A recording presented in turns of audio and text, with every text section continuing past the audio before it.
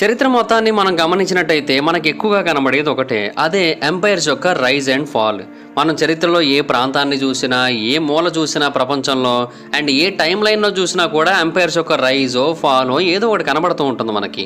So ఈరోజు ఈ వీడియోలో ప్రపంచం కోల్పోయిన కొన్ని గ్రేటెస్ట్ లాస్ట్ ఎంపైర్స్ గురించి మనం తెలుసుకుందాం. అంటే ఫర్ ఎగ్జాంపుల్ ఇప్పుడు ఇండియాకి ఇండస్ వ్యాలీ సివిలైజేషన్ ఎలాగైతే పోయిందో, మనం ఎలాగైతే దాన్ని కోల్పోయామో, అలాగే ప్రపంచవ్యాప్తంగా చాలామంది కోల్పోయిన కొన్ని సివిలైజేషన్స్ గురించి ఇప్పుడు ఈ వీడియోలో తెలుసుకుందాం. సో ఇంకెందుకు లేడు, let's get into the video. Number 1, the lost civilisation of the Cochno stone. స్కాట్లాండ్లో సుమారుగా 5,000 సంవత్సరాల క్రితానికి చెందిన ఒక భారీ స్టోన్ని రీసెంట్గా శాస్త్రవేత్తలు కనుగొన్నారు. అండ్ అది నార్మల్ స్టోన్ అయితే కాదు, అది ఈ యూనివర్స్కి చెందిన మ్యాప్లా కూడా కనబడుతోంది. ఆ స్టోన్ని చాలామంది శాస్త్రవేత్తలు చాలా రకాలుగా పరిశోధనలు చేశారు. అండ్ ఆ స్టోన్కి సంబంధించిన ప్రతి డీటెయిల్ కూడా చాలా కాంట్రవర్షియల్గా మారింది. చాలామంది దాని గురించి డిస్కషన్స్ చేస్తూనే ఉన్నారు ఇప్పటికీ. కొంతమంది ఏమంటారంటే, మనం కోల్పోయిన ఒక భారీ సివిలైజేషన్కి చెందిన ఒక పెద్ద ఎవిడెన్స్ కూడా ఇది అనైతే అభిప్రాయపడుతూ ఉంటారు. ఆ స్టోన్ పేరే ద కాక్నో స్టోన్. ఇది బేసిక్గా చాలా పెద్ద స్టోన్, 43 అడుగులు పొడవు ఉంటుంది, 26 అడుగుల వెడల్పు ఉంటుంది. అయితే ఈ స్టోన్ యొక్క సర్ఫేస్ మీద వేరు రింగ్స్ కనబడుతూ ఉంటాయి, అలాగే వేరు మార్కింగ్స్ కూడా కనబడుతూ ఉంటాయి. బేసిక్గా ఇది స్కాట్లాండ్లోని గ్లాస్గో ప్రాంతానికి దగ్గరలోనే ఒక చోట భూమి లోపల సమాధి చేయబడి 1887వ సంవత్సరంలో కనబడింది. బేసిక్గా అప్పటికి ఆర్కియాలజీ అనేది అంత పీక్ స్టేజ్లో ఏమీ డెవలప్ అవ్వలేదు కదా. సో అందువల్ల ఎవరికి కూడా దాని గురించి ఎలాంటి ఐడియా రాలేదు, దాని గురించి పరిశోధనలు కూడా పెద్దగా ఏం జరగలేదు. బట్ ఆ తర్వాత మెల్లిమెల్లిగా దాని గురించి స్టడీస్ చేయడం మొదలు పెట్టారు. కానీ మెజారిటీ ఆఫ్ ద పీపుల్ దాన్ని ఇగ్నోర్ చేశారు 1965 వరకు. అయితే 1965 నాటికి ఇంకా దీని మీద పూర్తి స్థాయిలో రీసెర్చ్లు చేద్దాం అనుకునే టైంకి ఏమైపోయిందంటే, ఆ స్టోన్ చాలా వరకు డ్యామేజ్ అయిపోయింది. అంటే లోకల్ పీపుల్ చాలామంది ఆ స్టోన్ చుట్టుపక్కల ప్రాంతాలకి వెళ్ళడం, దాన్ని నాశనం చేయడం, ఆ తర్వాత కొంతమంది శాస్త్రవేత్తలు కూడా చాలా అంటే చాలా ఇర్రెస్పాన్సిబుల్గా బిహేవ్ చేస్తూ కూడా దాని మీద రీసెర్చ్లు చేయడం, ఇలాంటివన్నీ జరగడం వల్ల అది చాలా వరకు డ్యామేజ్ అయింది. సో అందువల్ల అప్పటి ఆర్కియాలజిస్టులకి వేరే ఆప్షన్ లేక దాన్ని మళ్ళీ సమాధి చేశారు. అండ్ మళ్ళీ సమ్మర్ 2023 వరకు దాన్ని అలా సమాధిలోనే ఉంచారు. బట్ ఆ తర్వాత మోడర్న్ సర్వే చేయడం కోసం, అంటే ఆ స్టోన్ యొక్క ఆర్ట్ వర్క్ గురించి తెలుసుకోవడం కోసం అప్పుడు దాన్ని తవ్వి బయటికి తీశారు. ఈ స్టోన్ గురించి మొదటి నుంచి ఇంట్రెస్టెడ్గా ఉన్న రీసెర్చర్స్లో ఒకరి పేరు లుడోవిక్ మెక్లాండ్ మ్యాన్. ఈయన 1937వ సంవత్సరంలో ఆ స్టోన్ దగ్గర చాలా రీసెర్చ్ చేశాడు. అతను ఏమని నమ్మాడంటే, ఆ స్ట్రేంజ్ సింబల్స్ అన్నీ కూడా ఎక్లిప్సెస్ని, అలాగే కొన్ని సెలెస్టియల్ ఈవెంట్స్ని కూడా ప్రిడిక్ట్ చేస్తూ ఉంటాయనైతే అతను నమ్మాడు. కాకపోతే ఏంటంటే అతను దాన్ని ప్రూవ్ చేయలేకపోయాడు. బట్ ఏదైతే ఆ స్టోన్ మీద ఆర్ట్ వర్క్ ఉందో అదైతే ఇప్పటికీ కూడా ఒక మిస్టరీగానే మిగిలిపోయింది. ఈవెన్ మోస్ట్ రీసెంట్ స్కాన్స్ని, మోస్ట్ రీసెంట్ మ్యాపింగ్స్ని అన్నింటిని ఉపయోగించినప్పటికీ కూడా ప్రొఫెషనల్స్ ఎవరు కూడా దీన్ని డీకోడ్ చేయలేకపోతున్నారు. ఆ సింబల్స్ వెనకున్న మీనింగ్ ఏంటనేది ఎవరు కూడా చెప్పలేకపోతున్నారు. బట్ చాలామంది నమ్ముతూ వచ్చిన విషయం ఏంటంటే, ఆ స్టోను ఒక భారీ ఎంపైర్ నుంచి వచ్చింది. స్టోన్ ఏజ్కి చెందిన కొంతమంది ప్రజలు అప్పట్లో దీన్ని చెక్కడం జరిగింది. వాళ్ళు బ్రిటిష్ ఐజల్స్ ప్రాంతంలో నివసించేవారు. అండ్ వాళ్ళు వాళ్ళ తర్వాతి తరాల కోసం ఏదో చెప్పడం కోసమే ఈ స్టోన్ని చెక్కారనేది చాలామంది నమ్ముతూ ఉంటారు. బట్ ఏది నిజమనేది ఎవరికీ తెలియదు. సో ఇప్పటికీ కూడా ఈ కాక్నో స్టోన్ యొక్క మిస్టరీ అలాగా మిస్టరీగానే మిగిలిపోయింది. హాయ్ ఫ్రెండ్స్, మీరు ఎప్పుడైనా సరే 5,000 రూపాయల ప్రోడక్ట్ 250 రూపాయలకి రావడానికి గమనించారా? లేదు కదా. కానీ అమెజాన్, ఫ్లిప్కార్ట్ లాంటి కంపెనీస్ ఏం చేస్తూ ఉంటాయంటే, కొన్ని గోల్డెన్ హవర్స్ టైంలో మెగా డీల్స్ ఇస్తూ ఉంటాయి. ఆ డీల్స్ టైంలో ఒక్కొక్క ప్రోడక్ట్ మీద 90% నుంచి 95% వరకు డిస్కౌంట్ అయితే ఉంటుంది. అయితే ఈ డీల్స్ కోసం మీరు కాన్స్టెంట్గా ఆ యాప్స్ చెక్ చేస్తూ ఉండలేదు కదా. కానీ మీకోసం నేను వాటన్నిటిని కూడా కాన్స్టెంట్గా చెక్ చేస్తూ ఉంటాను. అండ్ దాంట్లో ఎప్పుడు ఏ డీల్ పెట్టినా కూడా ఇమీడియట్గా మీకు ఆ ప్రోడక్ట్ని అయితే షేర్ చేస్తాను. మీరు ఇమీడియట్గా ఆ ప్రోడక్ట్ని పర్చేస్ చేయొచ్చు దాని నుంచే. అండ్ అంతేకాదు, కొన్ని ఎక్స్ట్రాడినరీ ప్రొడక్ట్స్ ఉంటాయి, వాటిని మీరు బయట ఎక్కడ కూడా చూడరు. వాటి గురించి కూడా నేను మీకు షేర్ చేస్తాను. మీరు సింపుల్గా చేయాల్సింది ఒకటే, కింద డిస్క్రిప్షన్లో మన టెలిగ్రామ్ ఛానల్ లింక్, మన వాట్సాప్ ఛానల్ లింక్, మన ఇన్స్టా బ్రాడ్కాస్ట్ ఛానల్ లింక్ ఉంటాయి. వీటిలో మీరు ఏ యాప్ ఎక్కువగా వాడతారో ఆ యాప్కి సంబంధించిన లింక్ మీద క్లిక్ చేసి ఆ యాప్లో ఉన్న మన ఛానల్ని ఫాలో అవ్వండి. దాంట్లో రెగ్యులర్గా చాలా ప్రొడక్ట్స్ అయితే మీకు అప్డేట్ అవుతూ ఉంటాయి. అండ్ ఆ ప్రొడక్ట్స్లో మీకు ఏది నచ్చినట్టయితే దాన్ని మీరు కొనుగోలు చేయొచ్చు వెంటనే. సో డిస్క్రిప్షన్లో లింక్స్ ఉన్నాయి, వెంటనే ఫాలో అవ్వండి. Number 2, the empire of King Minos. King Minos అనే పర్సన్ చాలా అంటే చాలా భయంకరమైన పర్సన్. ఒకానొక టైంలో క్రీట్ ఐలాండ్ని పరిపాలించిన వ్యక్తి. ఇతను చాలా క్రూరుడు, చాలా మందిని బంధించి చాలా రకాలుగా హింసించేవాడు. అయితే కొన్ని కథలు మనకు చెబుతున్నది ఏంటంటే, ఈ కింగ్ మినోస్ అనే పర్సన్ చాలా పాపులర్ పర్సన్. అండ్ ఈ పర్సన్ ఒకప్పటి కాలంలో ఎవరైతే తప్పులు చేస్తూ ఉంటారో వాళ్ళకి శిక్షలు విధిస్తూ ఉంటాడని కూడా కొన్ని చోట్ల మెన్షన్ చేయబడింది. అంటే కొన్ని పురాతన కాలం నాటి పుస్తకాలు ఉంటాయి కదా, వాటిలో అలా మెన్షన్ చేయబడింది. ఇన్ఫ్యాక్ట్ ఆ రాజు మీద కొన్ని పోయమ్స్ కూడా ఉన్నాయి. సో ఇక్కడ క్వశ్చన్ ఏంటంటే, కింగ్ మినోస్ అనే పర్సన్ అసలు ఒక రియల్ పర్సనేనా? బేసిక్గా చాలామంది హిస్టోరియన్స్ నమ్మేది ఏంటి అంటే కింగ్ మినోస్ అనే పర్సన్ ఒక రియల్ పర్సనే. ఇతను మినోవన్ ఎంపైర్ యొక్క సుప్రీం లీడర్ అని నమ్ముతూ ఉంటారు. సుమారుగా 3500 సంవత్సరాల క్రితం ఆ ప్రాంతం మొత్తాన్ని కూడా అతను పరిపాలించాడని నమ్ముతూ ఉంటారు. అండ్ ఆ టైంలో అతను చాలా అంటే చాలా భారీ స్థాయిలో యుద్ధాలు చేసేవాడు అండ్ అందరి మీద గెలిచేవాడు కూడా. అండ్ క్రీట్ సామ్రాజ్యం మొత్తం కూడా అతని ఆధీనంలో ఉండేది. ఆ టైంలో అతను మోస్ట్ పవర్ఫుల్ నేవల్ ఫోర్స్ని తన ఆధీనంలో ఉంచుకొని ప్రపంచం మీద గెలుస్తూ వచ్చేవాడని కూడా చాలామంది తెలియజేస్తూ ఉంటారు. అండ్ ఆ టైంలో అతను ఏజియన్ సీ ప్రాంతాన్ని ఎక్కువగా కంట్రోల్లో ఉంచుకునేవాడని చెబుతారు. అంటే ఏజియన్ సీ అనేది మెడిటేరియన్ సీ యొక్క పక్క భాగంలోనే ఉంటుంది. అంటే ఇతను ఒకప్పటి కాలంలో పరిపాలించిన ప్రాంతం ఇప్పుడు మోడర్న్ డే గ్రీస్ అయి ఉంటుందని అయితే చాలామంది నమ్ముతూ ఉంటారు. అయితే మినోయన్స్ యొక్క కల్చర్ చాలా అంటే చాలా రియల్ కల్చర్. అండ్ వాళ్ళు ఎప్పుడు వాటర్స్ మీదే ఎక్కువ కంట్రోల్ని కలిగి ఉంటారు. అండ్ క్రీట్ ఐలాండ్ చుట్టూ వాళ్ళు ఎక్కువగా తిరుగుతూ ఉంటారు. అండ్ 1400 బిఫోర్ ద కామన్ ఎరా వరకు కూడా ఆ ప్రాంతంలో వాళ్ళ యొక్క డామినేషన్ చాలా బాగా నడిచింది. కాకపోతే ఆ తర్వాత ఏమైందంటే మైసనియన్ ఎంపైర్ వచ్చింది ఆ ప్రాంతానికి. వాళ్ళు ఆ ప్రాంతానికి వచ్చి మొత్తం వాళ్ళ ఆధీనంలోకి అయితే తీసుకోవడం జరిగింది. అండ్ ఆ టైం నుంచి కూడా మినియన్స్ యొక్క హిస్టరీ అనేది కంప్లీట్గా ఎరేజ్ అయిపోయింది. వాళ్ళ కల్చర్ కూడా మ్యాక్సిమం మారిపోయింది. గ్రీక్ కల్చర్ ఎంటర్ అయిపోయింది వాళ్ళలోకి. సో అప్పటి నుంచి కూడా కింగ్ మినోస్ ఒక మిత్ అని చాలామంది నమ్మడం మొదలుపెట్టారు. అయితే బేసిక్గా ఇంకొంతమంది చెప్పేది ఏంటంటే కింగ్ మినోస్ అనే పర్సన్ నిజంగా ఉన్నారో లేదో మనం చెప్పలేమంటారు. ఎందుకంటే మినోవన్ ఎంపైర్ టైంలో మినోస్ అనే పదాన్ని ఒక రూలర్ని డిస్క్రైబ్ చేయడానికి వాడతారు. సో బేసిక్గా ఏన్షియంట్ ఈజిప్టియన్స్ ఎలాగా ఒక రాజుని డిస్క్రైబ్ చేయడానికి ఫారో అనే పదం వాడతారు కదా, అలాగే వీళ్ళు కూడా మినోస్ అనే పదాన్ని ఒక రూలర్ని డిస్క్రైబ్ చేయడానికి వాడేవారంట. సో ఆ ప్రకారంగా చూసుకుంటే అక్కడ చాలామంది కింగ్ మినోస్లు ఉన్నట్టే. సో ఎవరు రియల్ మినోస్ అనేది మనం ఎగ్జాక్ట్గా చెప్పలేము. సో అందువల్ల అతను ఉన్నాడా లేదా అనేది ఇప్పటికీ ఒక మిస్టరీయే. బట్ మినోవన్ ఎంపైర్ అయితే మాత్రం అలాగా ఎగ్జిస్టెన్స్లో లేకుండా పోయింది. Number 3 Carthage. ఆఫ్రికా నార్త్ భాగంలో టునీషియా అని ఒక కంట్రీ ఉంటుంది. అండ్ ఆ కంట్రీ ఇప్పుడు ఏ ప్రాంతంలో అయితే ఉందో ఆ ప్రాంతంలో ఒకప్పుడు కార్తేజ్ అనేది ఉండేది. కార్తేజ్ అనేది చాలా అంటే చాలా పెద్ద సిటీ. ఇన్ఫ్యాక్ట్ రోమన్ ఎంపైర్కి అప్పటి కాలంలో అదే అతిపెద్ద శత్రువు. ఇన్ఫ్యాక్ట్ వాళ్ళు చాలా మందితో యుద్ధాలు చేసేవాళ్ళు. అండ్ ఆ యుద్ధాలలో వాళ్ళదే పైచేయి అయ్యేది కూడా. ఇన్ఫ్యాక్ట్ కొన్ని యుద్ధాలలో అయితే రోమన్స్ మీద వీళ్ళు గెలిచారు కూడా. అంటే అంత భారీ స్థాయిలో ఆ కార్తేజియన్ ఎంపైర్ అయితే ఉండేది. బట్ మనం రోమన్ ఎంపైర్ గురించి తెలుసుకున్నట్టుగా ఈ కార్తేజ్ గురించి మనం తెలుసుకోలేదు. ఇది చాలా అంటే చాలా పెద్ద సిటీ, చాలా పవర్ఫుల్ ట్రేడింగ్ సెంటర్. మెడిటేరియన్ సీలో బిఫోర్ ద కామన్ ఎరా 650 నుంచి బిఫోర్ ద కామన్ ఎరా 146 మధ్యలో ఇది చాలా అంటే చాలా ఇంపార్టెంట్ సిటీగా మారింది. అండ్ ఈ సిటీ చాలా అంటే చాలా హైలీ డెవలప్డ్ సిటీ. బేసిక్గా అప్పట్లో పాపులేషన్ కూడా చాలా ఎక్కువ ఉండేది. అండ్ వాళ్ళ దగ్గర వెల్త్ కూడా చాలా ఎక్కువ ఉండేది. ఈ సిటీలో టెంపుల్స్ ఉండేవి, మార్కెట్స్ ఉండేవి. ఈ సిటీకి సుమారుగా 200 డాక్స్ ఉన్నాయంట దాని యొక్క హార్బర్లో. అంటే అన్ని షిప్పులు వచ్చేవన్నమాట. అంత భారీ స్థాయిలో ట్రేడింగ్ జరిగేది ఇక్కడ.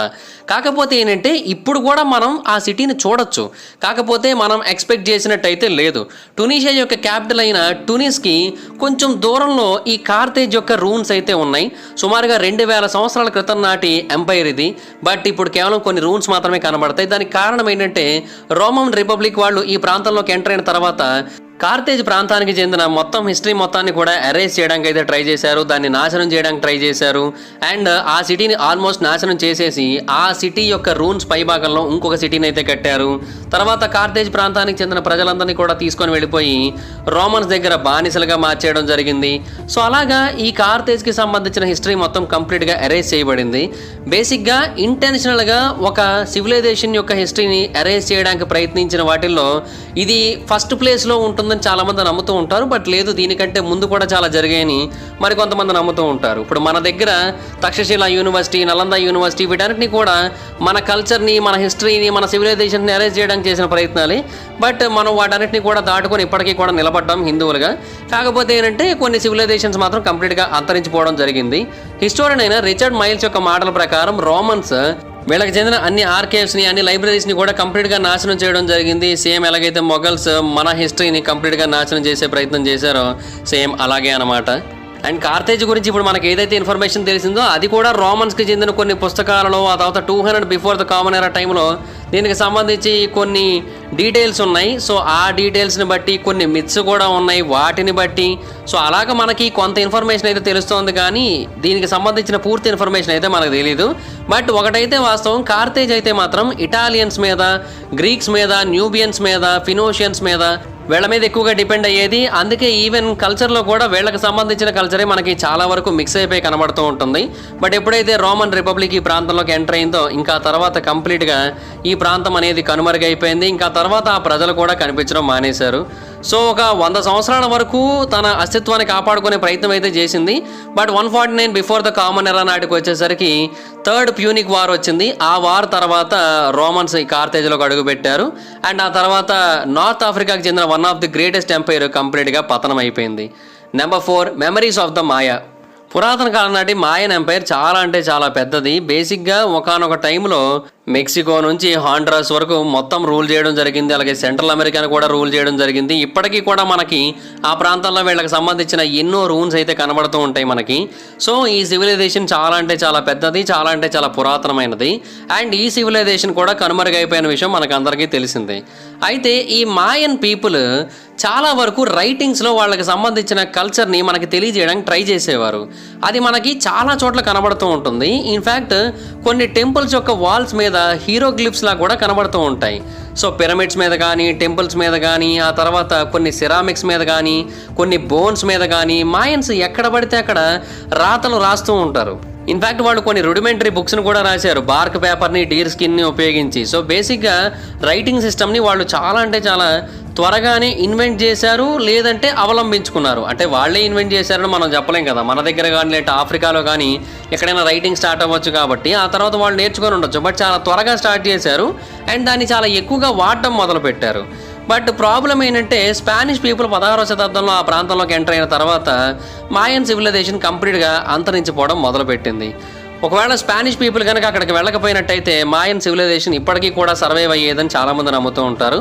బట్ ఇదనే కాదు, ఏ సివిలైజేషన్ అనే అంతే కదా. వేరే వాళ్ళు వెళ్ళేంత వరకు అది బాగానే ఉంటుంది, వెళ్ళనంత వరకే ప్రాబ్లమ్స్ అన్నీ కూడా వస్తూ ఉంటాయి.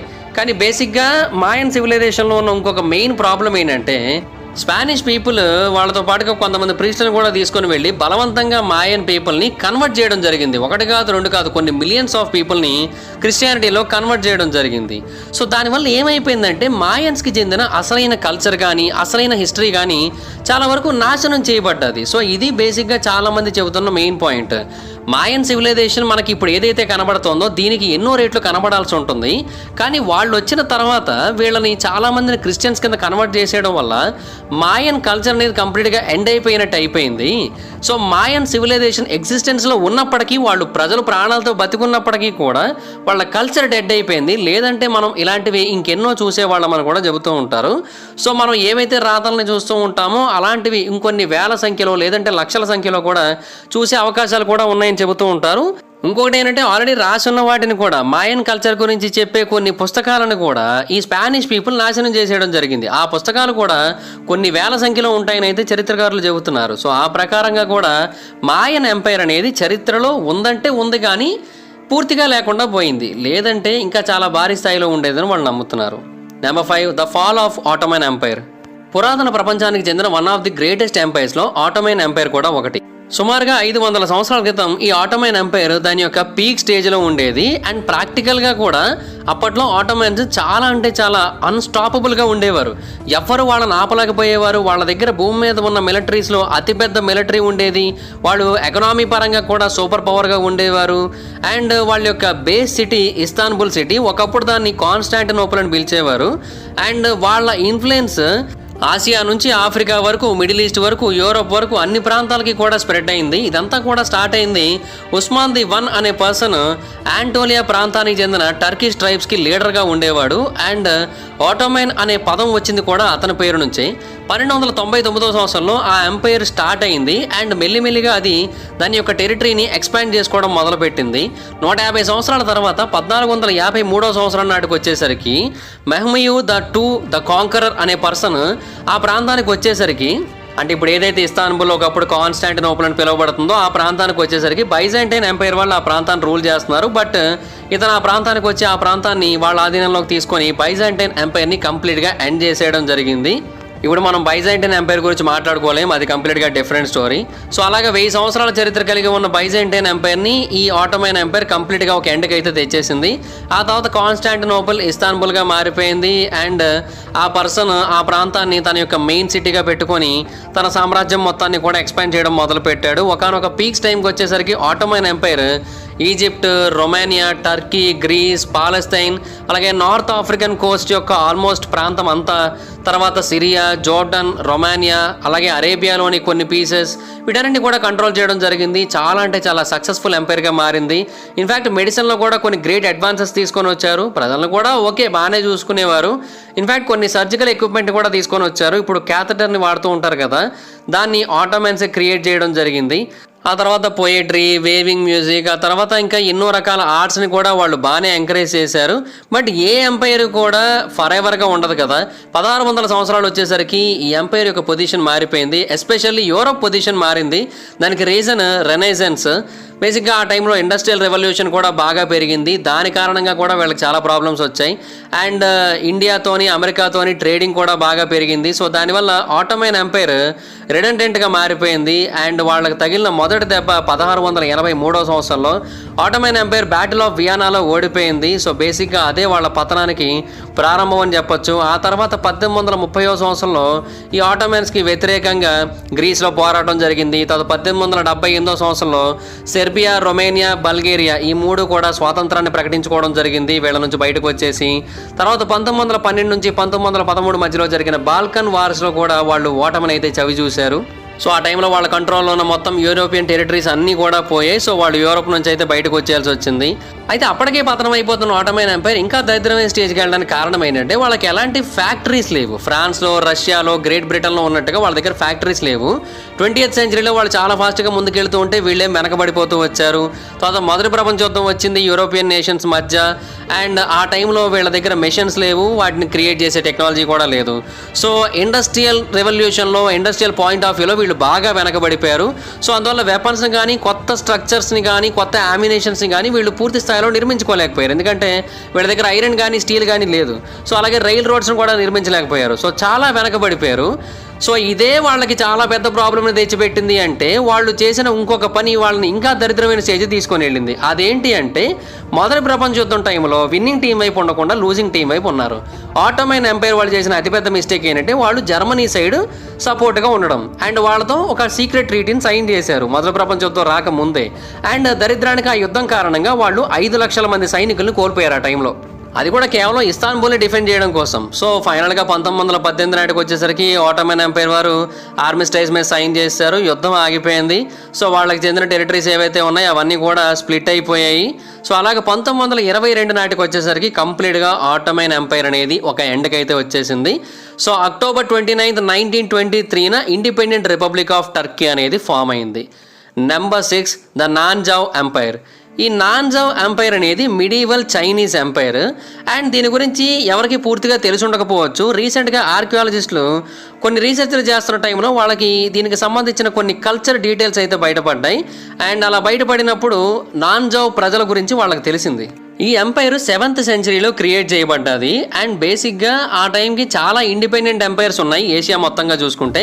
అండ్ అవి కూడా చాలా ఫాస్ట్గా పెరుగుతూ వస్తున్నాయి. అండ్ చైనాలో ఆల్రెడీ 6 లక్షల మంది సైన్యం కింద ఏర్పడ్డారు. సో ఆ టైంలోనే వీళ్ళైతే ఫామ్ అవడం జరిగింది. ఈ నాన్జావ్ పీపుల్లో 1,00,000 మంది సైనికులు ఉన్నారు. అందువల్ల వీళ్ళు కూడా ఎలైట్ ఫోర్స్ కింద మారారు. అప్పట్లో 1,00,000 మంది సైన్యం అంటే చాలా పెద్ద సైన్యం అనమాట. సో మెల్లిమెల్లిగా వీళ్ళు వాళ్ళ ప్రాంతం మొత్తాన్ని కూడా ఎక్స్పాండ్ చేసుకుంటూ వచ్చారు. అండ్ ఏషియాలో ఉన్న ఎన్నో ఆర్మీస్ కంటే వీళ్ళ ఆర్మీ సైజు 4 రెట్లు ఎక్కువ ఉండేది. అలాగే యూరోప్లో ఉన్న ఆర్మీల కంటే కూడా ఇది చాలా పెద్దగా ఉండేది. సో ఒకనొక టైంలో ఈ నాన్జావ్ ఎంపైర్ సుమారుగా ఇంగ్లాండ్ కంటే 10 రెట్లు ఎక్కువ ల్యాండ్ ఉన్న ప్రాంతాన్ని ఆక్యుపై చేశారు. వాళ్ళు మయన్మార్ని, తర్వాత లావోస్ని, థాయిలాండ్ని, వియత్నాంని, ఆ తర్వాత చైనీస్ ప్రావిన్సెస్కి చెందిన కొన్ని ప్రాంతాలని, తర్వాత ఈ సియాచెన్ మంచుకొండల్లోని కొన్ని ప్రాంతాలని, వీటన్నిటిని కూడా వాళ్ళు అదుపులో తీసుకున్నారు. వీళ్ళు 879 ఇయర్కి వచ్చేసరికి పీక్స్కి వచ్చారు. కానీ ప్రాబ్లం ఏంటంటే వాళ్ళు టిబెటియన్ ఎంపైర్కి, ఆ తర్వాత హిమాలయాలకి మధ్యలో ఇరుక్కుపోవడం జరిగింది. వాళ్ళు ఏంటంటే ల్యాండ్ లాక్ అయిపోయారు. వాళ్ళకి సముద్రం అనేది లేదు. బేసిక్గా యుద్ధం చేయడానికి చాలా టఫ్ స్పాట్. ఎందుకంటే వాళ్ళకి అన్ని వైపులా ఎనిమీసే ఉన్నారు. సో 873 ఇయర్ నాటికి వచ్చేసరికి యాంగ్ ఫ్యామిలీ ఈ నాన్జావ్స్ని ఈ సియాచిన్ ప్రాంతం నుంచి బయటికి పంపేశారు. ఆ తర్వాత 877లో చైనీస్ ప్రావిన్సెస్ నుంచి కూడా ఇది బయటకు వచ్చేయడం జరిగింది. తర్వాత మెల్లిమెల్లిగా 30 సంవత్సరాలలో ఈ నాన్జావ్ ఎంపైర్ కంప్లీట్గా పతనం అయిపోయి కేవలం యునాన్ వరకు మాత్రమే మిగిలింది. అండ్ 902వ సంవత్సరంలో ఈ రాయల్ ఫ్యామిలీని అప్పటి చీఫ్ మినిస్టర్ వెన్నుపోటు పడి చంపేయడం జరిగింది. సో దానివల్ల ఏంటంటే వాళ్ళందరూ చనిపోయారు. వాళ్ళ తర్వాత ఇంకెవరు లేకపోవడం వల్ల ఆ ఎంపైర్ అక్కడితో ఎండ్ అయిపోయింది కూడా. సో అలాగా ఈ ఎంపైర్ అయితే పతనం అయిపోయింది. Number 7 the Amazon's. బేసిక్గా ది అమెజోనియన్ వారియర్స్ అనేవాళ్ళు ఉన్నారనే విషయం మనకు అందరికీ తెలిసిందే. కానీ వాళ్ళకంటూ ఒక ప్రత్యేకమైన ఎంపైర్ ఉందా, ఇది చాలా మందికి వస్తున్న ఒక డౌట్. బేసిక్గా వారియర్స్ అంటే కేవలం మెన్ మాత్రమే అనుకుంటారు, కానీ అది నిజం కాదు. వారియర్స్లో ఉమెన్ కూడా ఉన్నారు. ఇన్ఫ్యాక్ట్ చాలా చోట్ల మనం ఉమెన్స్కి సంబంధించిన ఎన్నో సమాధుల్ని చూసాము. వాటికి ఆర్మరీ ఉంది, కత్తులు ఉన్నాయి, అండ్ వాటి బాడీలో బాణాలు ఉన్నాయి. ఇవన్నీ కూడా మనకి ఏమని తెలియజేస్తున్నాయంటే వీళ్ళు వారియర్ ఉమెన్ అని తెలియజేస్తున్నారు. కాకపోతే ఏంటంటే వీళ్ళందరూ కూడా అమెజాన్ ప్రాంతానికి చెందిన వాళ్ళ, లేదంటే గ్రీస్ ప్రాంతానికి చెందిన వాళ్ళ, లేదంటే ఒకప్పటి కాలానికి చెందిన యురేషియన్ ఎంపైర్కి చెందిన వాళ్ళ, ఇది ఎవరికి కూడా అర్థం కావట్లేదు. అంటే ఫిమేల్ వారియర్స్ ఉంటారు ఓకే, బట్ వాళ్ళందరి కోసం ప్రత్యేకంగా ఒక ఎంపైర్ ఉండడం అనేది సాధ్యమా, అది కూడా 2500 సంవత్సరాల క్రితం ఉండడం అనేది సాధ్యమా, ఇది బేసిక్గా చాలా మందికి వస్తున్న డౌట్. ఎందుకు అంటే అప్పటి కాలంలో మొత్తం ఎంపైర్స్ కోసం భారీ స్థాయిలో యుద్ధాలు జరిగేవి. అండ్ అలా యుద్ధాలు జరుగుతున్నప్పుడు వీళ్ళ మీద ఎవరు ఎందుకని యుద్ధం చేయకుండా ఉంటారు.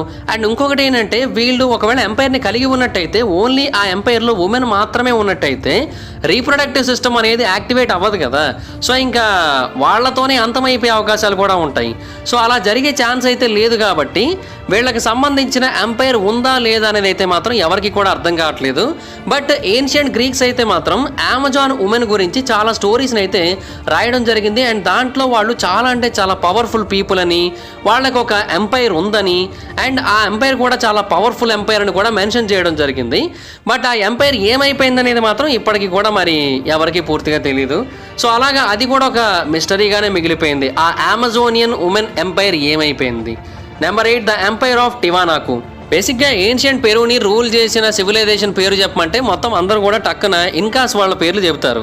బేసిక్గా అందరికీ తెలిసింది అదే. కానీ ఇన్కా వాళ్ళు ఆ ప్రాంతానికి రావడానికంటే ముందే అక్కడ ఒక ఎంపైర్ ఉంది. ఆ ఎంపైర్ పేరే టివానాకు ఎంపైర్. బేసిక్గా రీసెంట్గా టివానాకు ప్రాంతానికి చెందిన ఒక ఆర్కియలాజికల్ సైట్లో కొన్ని తవ్వకాలు జరుపుతున్నప్పుడు శాస్త్రవేత్తలకు దీనికి సంబంధించిన కొన్ని ఆధారాలు అయితే దొరికాయి. అండ్ ఇన్ఫ్యాక్ట్ ఈ సివిలైజేషన్కి చెందిన ఎన్నో ఆధారాలు అమెరికాలోని వేరు ప్రాంతాల్లో కూడా దొరికాయి. అంటే బొలీవియాలో దొరికాయి, తర్వాత వేరే ప్రాంతాల్లో కూడా దొరికాయి, లేక్ టిటికాకా దగ్గర దొరికాయి. అండ్ ఇవన్నీ కూడా మనకు తెలియజేస్తున్న విషయం ఏంటంటే టివానాకు ఎంపైర్ యొక్క క్యాపిటల్ ఒకప్పటి కాలంలో చాలా అంటే చాలా పెద్దగా ఉండేది అని. అండ్ ఈ ఎంపైర్ 100th ఇయర్ నుంచి 200th ఇయర్ మధ్యలో బాగా అంటే బాగా రూల్ చేసింది ఆ ప్రాంతాన్ని. బట్ ఆ తర్వాత ఎందుకో ఈ నగరం అంతరించిపోయిందని చెబుతున్నారు. బేసిక్గా ఎప్పటి నుంచి ఇది ఉందో ఎవరికి పూర్తిగా తెలియదు. అండ్ ఎప్పుడు పూర్తిగా అంతరించిపోయిందో కూడా ఎవరికి పూర్తిగా తెలియదు. బట్ కొంతమంది శాస్త్రవేత్తలు చెప్పేది ఏంటంటే ఈ పెరు ప్రాంతం బేసిక్గా ఇంత భారీ స్థాయిలో డెవలప్ అయిందంటే దానికి కారణం ఈ టివానాకు సివిలైజేషన్ అని చెబుతున్నారు. ఎందుకంటే వాళ్ళే ఆ ప్రాంతానికి చెందిన రోడ్ సిస్టమ్ మొత్తాన్ని కూడా డెవలప్ చేశారు. ఆ ప్రాంతానికి చెందిన కన్స్ట్రక్షన్స్ అన్ని కూడా ప్రాపర్గా మేనేజ్ చేశారు. సో బేసిక్గా పెరు అంత బాగా డెవలప్ అయిందంటే ఇన్కాసే కారణం అని చాలామంది చెబుతూ ఉంటారు. కానీ అది వాస్తవం కాదు. ఇన్ఫ్యాక్ట్ ఇన్కాస్ చేసింది ఏమీ లేదు. వాళ్ళు చేసిన దాన్నే కొంచెం కాపీ చేసి ఆ తర్వాత ఇంకొంచెం స్ప్రెడ్ చేశారు. ఆ తర్వాత ఉన్నదాన్ని కూడా వాళ్ళ ఖాతాలో వేసేసుకున్నారు అనేది చెబుతూ ఉంటారు. బట్ ఈ సివిలైజేషన్ అండ్ ఈ ఎంపైర్ ఎలా అంతరించిపోయిందో మనకైతే ఇప్పటికీ పూర్తిగా తెలియదు. కాబట్టి ఇది కూడా ఒక మిస్టరీగానే మిగిలిపోయింది. So that's it guys, this is the video కానీ మీకు నచ్చినట్టయితే లైక్ చేయండి, వీడియో షేర్ చేయండి. ఇప్పటివరకు ఏమైనా మన ఛానల్ని సబ్స్క్రైబ్ చేసుకోకపోతే ఇప్పుడే సబ్స్క్రైబ్ చేసుకోండి. పక్కన బెల్ ఐకాన్ ఆల్లో పెట్టుకోండి. నా ఫర్దర్ వీడియోస్ మిస్ అవ్వకుండా చూడొచ్చు. చాలా మంది చూస్తున్నారు కానీ సబ్స్క్రైబ్ చేసుకోవట్లేదు. So please to subscribe, click the bell icon also. And వీటిలో మీకు ఏ ఎంపైర్ చాలా పెద్ద ఎంపైర్గా అనిపించిందో కింద కామెంట్ సెక్షన్లో చెప్పండి. అండ్ ఇలాంటి మరిన్ని ఇంట్రెస్టింగ్ టాపిక్స్ని మీరు నాకు సజెస్ట్ చేయాలనుకుంటే నా ఇన్స్టాగ్రామ్ ఐడి జబర్దస్త్ మైదన్, మీరు అక్కడ కూడా వచ్చి ఫాలో అయ్యి నాకు మెసేజ్ చేయొచ్చు. ఏ టాపిక్ గురించి వీడియో చేయాలనుకుంటున్నారో నేను నాకు వీడియో చేయడానికి ట్రై చేస్తాను. Thank you so much guys. Bye. Meet you next video. Bye bye. Hi friends, మీరు ఎప్పుడైనా సరే 5,000 రూపాయల ప్రొడక్ట్ 250 రూపాయలకి రావడానికి గమనించారా? లేదు కదా. కానీ అమెజాన్, ఫ్లిప్కార్ట్ లాంటి కంపెనీస్ ఏం చేస్తూ ఉంటాయంటే కొన్ని గోల్డెన్ హవర్స్ టైంలో మెగా డీల్స్ ఇస్తూ ఉంటాయి. ఆ డీల్స్ టైంలో ఒక్కొక్క ప్రొడక్ట్ మీద 90% నుంచి 95% వరకు డిస్కౌంట్ అయితే ఉంటుంది. అయితే ఈ డీల్స్ కోసం మీరు కాన్స్టెంట్గా ఆ యాప్స్ చెక్ చేస్తూ ఉండలేదు కదా. కానీ మీకోసం నేను వాటన్నిటిని కూడా కాన్స్టెంట్గా చెక్ చేస్తూ ఉంటాను. అండ్ దాంట్లో ఎప్పుడు ఏ డీల్ పెట్టినా కూడా ఇమీడియట్‌గా మీకు ఆ ప్రొడక్ట్‌ని అయితే షేర్ చేస్తాను. మీరు ఇమీడియట్‌గా ఆ ప్రొడక్ట్‌ని పర్చేజ్ చేయొచ్చు దాని నుంచే. అండ్ అంతేకాదు కొన్ని ఎక్స్ట్రార్డినరీ ప్రొడక్ట్స్ ఉంటాయి. వాటిని మీరు బయట ఎక్కడ కూడా చూడరు. వాటి గురించి కూడా నేను మీకు షేర్ చేస్తాను. మీరు సింపుల్‌గా చేయాల్సింది ఒకటే, కింద డిస్క్రిప్షన్‌లో మన టెలిగ్రామ్ ఛానల్ లింక్, మన వాట్సాప్ ఛానల్ లింక్, మన ఇన్‌స్టా బ్రాడ్‌కాస్ట్ ఛానల్ లింక్ ఉంటాయి. వీటిలో మీరు ఏ యాప్ ఎక్కువగా వాడతారో ఆ యాప్‌కి సంబంధించిన లింక్ మీద క్లిక్ చేసి, ఆ యాప్‌లో ఉన్న మన ఛానల్‌ని ఫాలో అవ్వండి. దాంట్లో రెగ్యులర్‌గా చాలా ప్రొడక్ట్స్ అయితే మీకు అప్డేట్ అవుతూ ఉంటాయి. అండ్ ఆ ప్రొడక్ట్స్‌లో మీకు ఏది నచ్చినట్టయితే దాన్ని మీరు కొనుగోలు చేయొచ్చు వెంటనే. సో, డిస్క్రిప్షన్‌లో లింక్స్ ఉన్నాయి. వెంటనే ఫాలో అవ్వండి.